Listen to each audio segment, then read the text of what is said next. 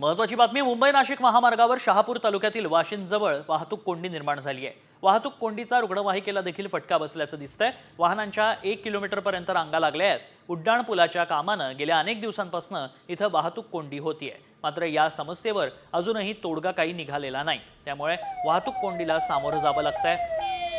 नववर्षाच्या निमित्तानं प्रवास करण्यासाठी निघालेले पर्यटक आहेत, त्यांना याचा फटका बसतोय।